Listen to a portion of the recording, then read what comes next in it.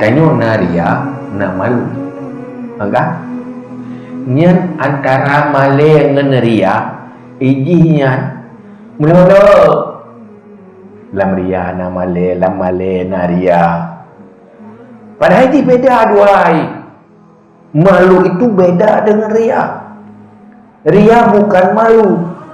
Tapi saat ria ada malu, saat malu na ria. Ya ni. Tepat. Sehingga tasyabuh ji berat. Berat tasyabuh arti ji kabur ji dan samar ji berat. Sulit dibedakan antara ria dan malu. Malu mahmud, ria mazmum. Beda je malai dengan ria. Lalu mana ria lah malai. Hai kiban mana? Pakai ni rona nuso kesalahan untuk tampil dari orang hebat, orang sempurna. Itu ria.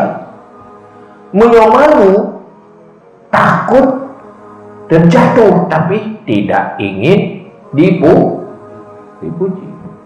Malu terhadap kesalahan, sakit kesalahan. Hendak tak pertahankan. Lagi bukan untuk sebuah pencitraan ya. Hendak tujuan pencitraannya orang Malay. Menutupi kesalahan karena rasa malu kan tujuan sebuah pencitraan.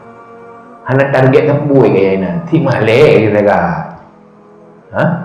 Anda susah karena anda pujian kenyang. Si rasa Malay pak diri tu.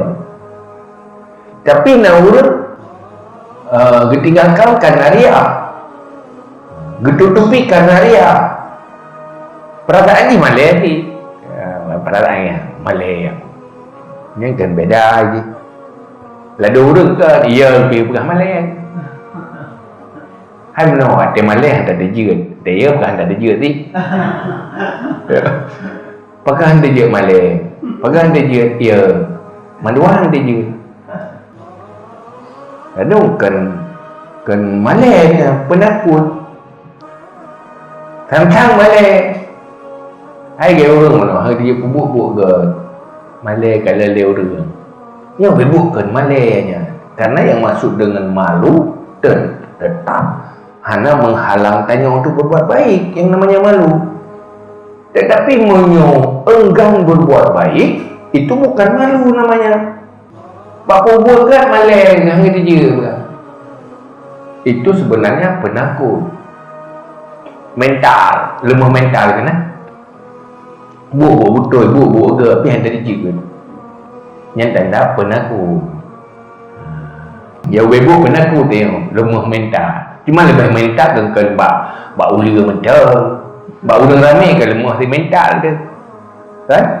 Padahal buat ke hari uigo. Ini beda aja. Mungkin ada kalian tinggal pakai nak dijak kanan Malay. Pakai Malay kalau tinggal ada Malay yo. Aku dah je Malay. Ya dia operasi tentera. Hana ni jago hana dia kerja pakai tentera dengan operasi Malay. Oi, Malay tentera. Yo, itu.